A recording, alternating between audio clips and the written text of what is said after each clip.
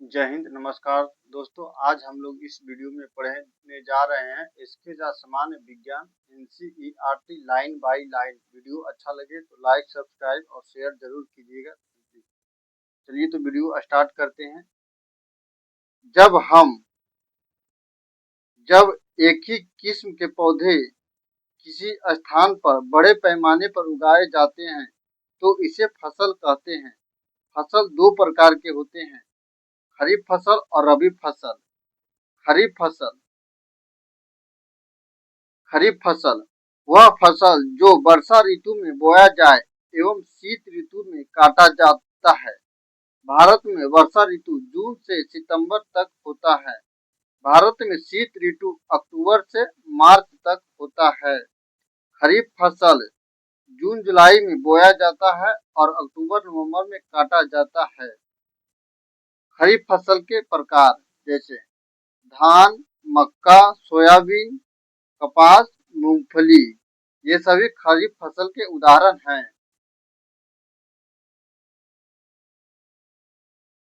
रबी फसल शीत ऋतु में उगाई जाने वाली फसल रबी फसल कहलाती है।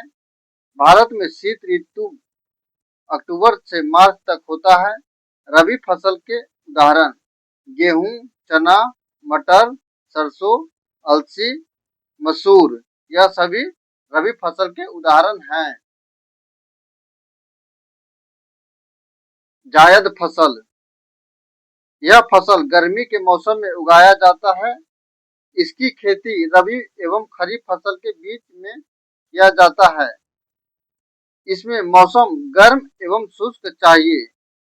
जायद फसल के उदाहरण तरबूज, खीरा, ककड़ी, खरबूज, उड़द, मसूर, मूंगा, सूरजमुखी।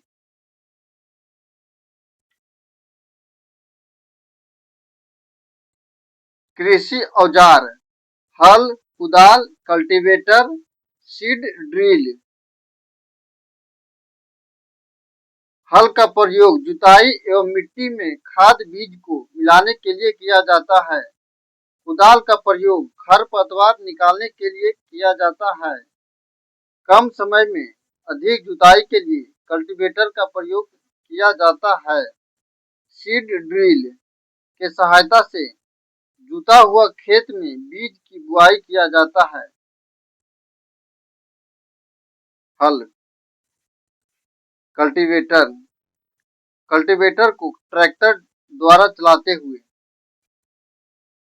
खाद एवं उर्वरक खाद एक कार्बनिक जैविक पदार्थ है जो पौधा या जंतु अपशिष्ट से प्राप्त होता है। खाद का निर्माण कार्बनिक अपशिष्ट से अवायवीय तरीका से किया जाता है। खाद के उपयोग से मिट्टी के गठन एवं जल अवशोषण क्षमता में वृद्धि होता है। इसके प्रयोग से मिट्टी में लाभदायक जीवाणु की संख्या में वृद्धि होता है।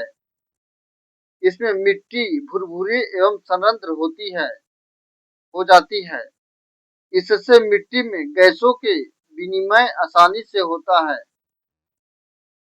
खाद से मिट्टी में प्रचुर मात्रा में ह्यूमरस की मात्रा वृद्धि होती है। ह्यूमरस की मात्रा प्राप्ति होती है की तुलना में कम पोषक तत्व, संतुलित पोषक तत्व का अभाव होता है।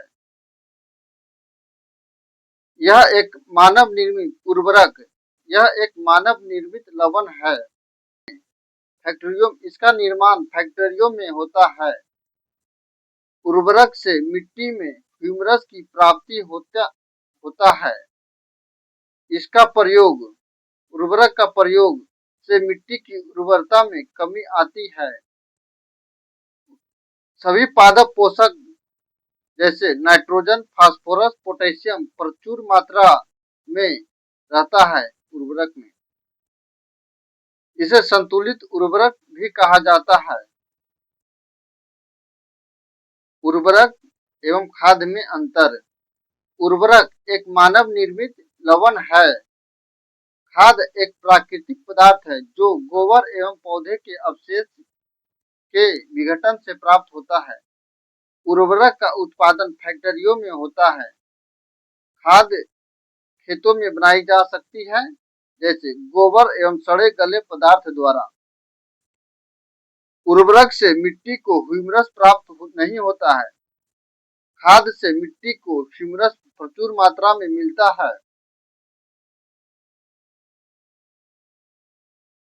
उर्वरक में पादप पोषक जैसे कि नाइट्रोजन, फास्फोरस तथा पोटेशियम प्रचुर मात्रा में होता है। खाद में पादप पोषक तुलनात्मक रूप से कम होता है।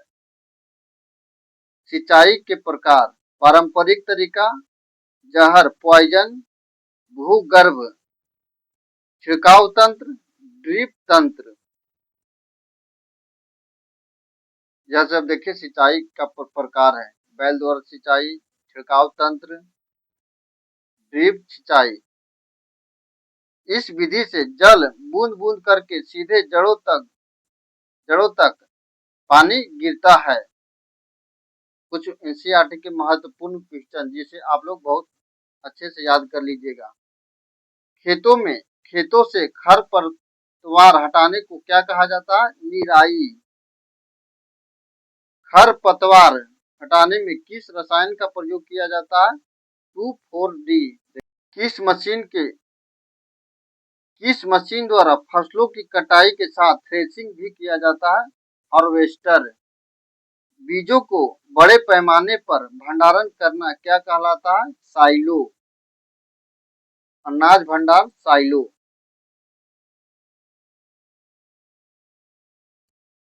मछली में कौन सा विटामिन पाया जाता है? Vitamin A. मछली के कॉड लीवर में कौन सा विटामिन पाया जाता है? Vitamin D. भारत में फसलों को ऋतु के आधार पर कितने भागों में बांटा गया है? 2 भागों में, रबी फसल, खरीफ फसल। पशु को पाल कर भी खाद्य प्राप्त करना क्या कहलाता है? पशुपालन। पशु को पाल कर खाद्य प्राप्त करना क्या कहलाता है? पशुपालन। मक्का खरीफ फसल के उदाहरण है। मक्का के लिए क्या आवश्यक है? उच्च तापमान, आर्द्रता, वर्षा। अनाज से भूसी को अलग करना क्या कहलाता है? निष्पादन। भारत में मानसून का क्या समय है? जून से सितंबर। मृदा को ढीला करना और उलट पलट करना क्या कहलाता है? जुताई और हल चलाना। अदरक के प्रबंधन में किसका प्रयोग किया जाता है? तना। धान के लिए आवश्यक होता है अधिक पानी। धान उगाया जाता है वर्षा ऋतु में। एक स्थान पर एक ही प्रकार के बड़ी मात्रा में उगाई जाने वाली पौधा को क्या कहते हैं? फसल या खेती।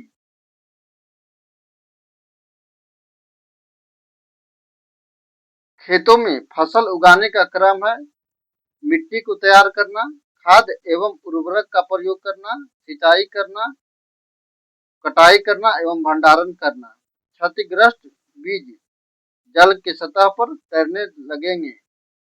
फसल उगाने के लिए सूर्य का प्रकाश, नमी एवं क्या आवश्यक है? संतुलित पोषक तत्व।